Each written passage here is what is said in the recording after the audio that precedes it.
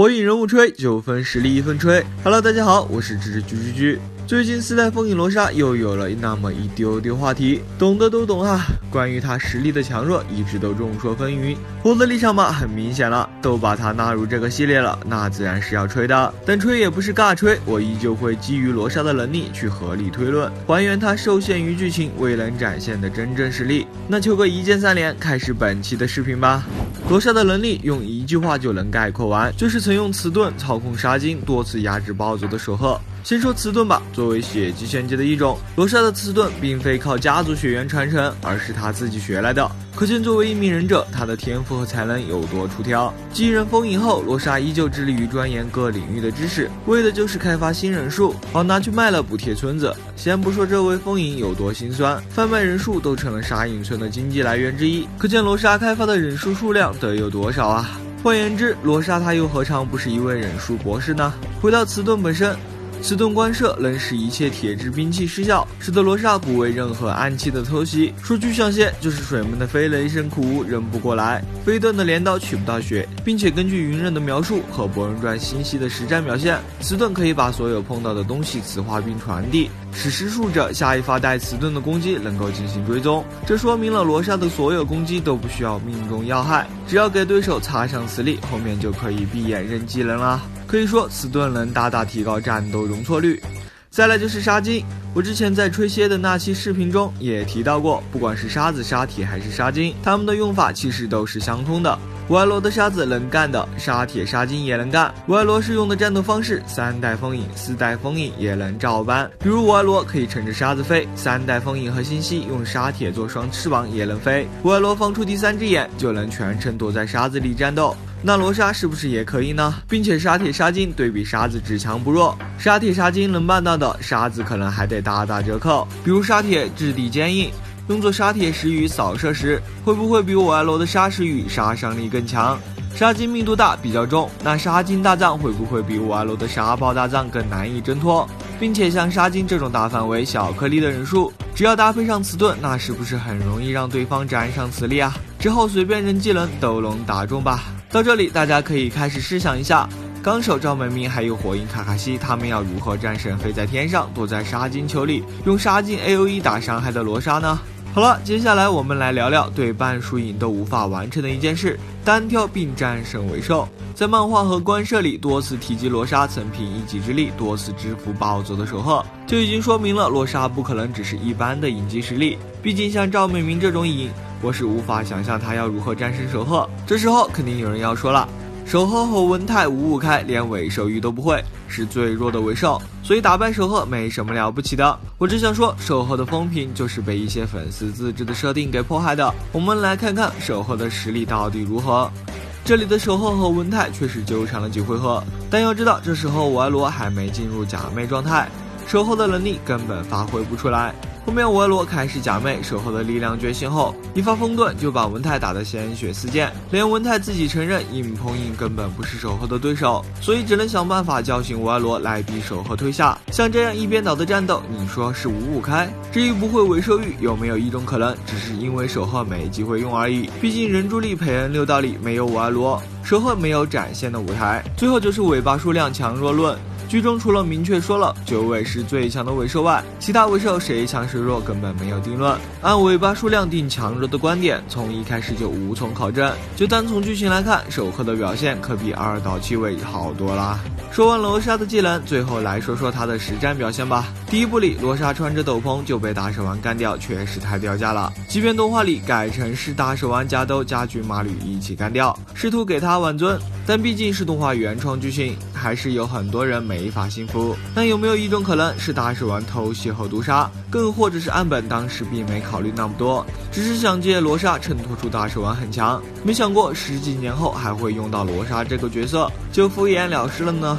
况且在第一部的设定里，3代火影是最强火影，大蛇丸以失去双手的代价逼死3代，就已经证明大蛇丸比最强火影还要强。那罗莎败给大蛇丸又有什么可丢脸的呢？可他被挥脱后表现也不好啊。对于绘图状态下的角色实力，我们战力粉一直以来都有一套通用的说辞，就是自家那位如果表现得好，就说他本来就很强，理应如此；如果表现得不好，就甩锅给豆，怪他控制得不好，发挥不出全部实力。反正要我承认我家哥哥弱，那是不可能的。这么无懈可击的逻辑，我自然也是要搬过来用的咯。玩笑归玩笑，但理还是这个理。第一部罗莎的战斗没有具体细节疑点太多，不管说他弱也好，强也好，说服力都不够。绘图后见到五艾罗和加流罗内心动摇，无心战斗便早早退场，逻辑也很自洽。但不管怎样，都是压制暴走的守赫，这是事实。反正我就一句话，先干掉守赫，再来碰死罗莎吧。五艾罗他吧，我真的已经尽力了，人法帖我也会买的，但求你的强度对得起我这个视频。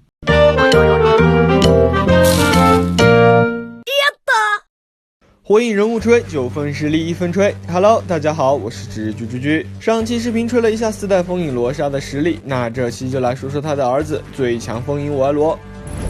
以人助力身份登场的五艾罗却不怎么依赖尾兽的力量，他的实力与成就皆因自己的天赋和努力，守赫只是他进步的绊脚石。年仅16岁的五艾罗便当上了风影，成为史上最年轻的影。这样的身份让他在早期便受到了质疑，被划到了最弱影的那一档，还被打上了影级实力守门员的标签。但最后五艾罗向我们证明了风影之位他当之无愧。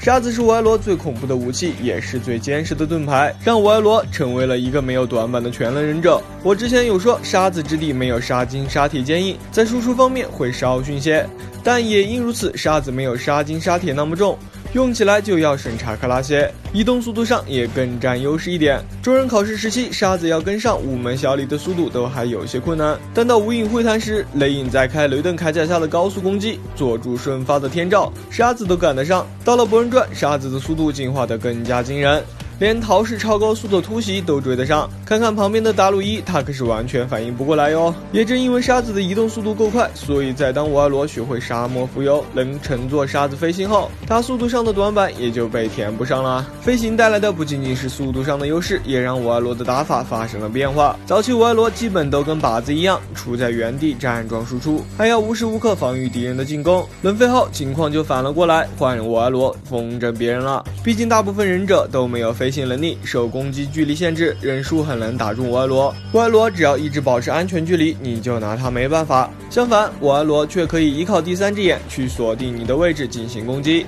他人在天上，沙子却是从地下攻击过来的，输出环境非常安逸，就算打不死，耗也能把你耗死。充足的查克拉正是他持续输出的有力保障。沙子除了速度和飞行上的优势，防御能力也值得称赞。正印2军马旅硬化到最高等级的骨头挡下，迪达拉仅次于自爆威力的 C3 炸弹挡下，2代水影最强忍术真为爆威挡下，佐助的天照挡下，重力加速度拉满的外太空陨石挡下，半人形须佐的一剑也能挡下。无数实力已证实五艾罗沙子绝对防御的称号并不是在夸大其词，想破五艾罗的防太难了，想让五艾罗伤筋动骨那更是难上加难。至于沙子怕水，那完全是动画强行黑五艾罗，反正漫画里没有这个设定，想想也知道嘛，沙子掺了水也只是变种而已，又不是不能用。五艾罗都可以在沙子里混入比水重20倍的沙金一起用，又怎么会怕水呢？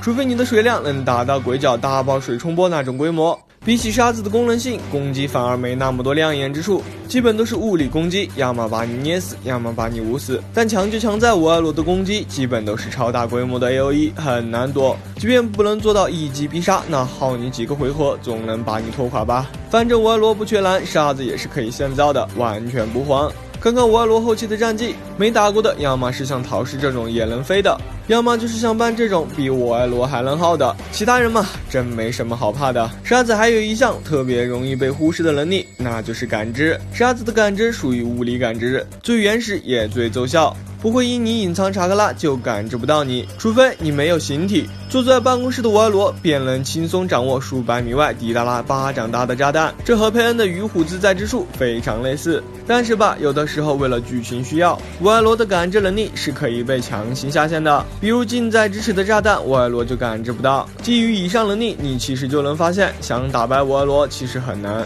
首先你得能飞吧，至少得有对空对策吧。其次你的输出爆发得强，不然怎么破防呢？五艾罗查克拉充足能和你耗，可你的查克拉量经得起号吗？别看4战和8战都是我爱罗打得很狼狈，毕竟这只是拦截战，打不过硬着头皮也要打，无影是没有退路的。即便我爱罗纲手雷影都擅长打持久战，可这种情况下也只能变成被消耗的一方，要换成普通的1v1，见势不妙，我爱罗是可以坐着沙子溜走的。最后总结，就当我在无脑吹吧。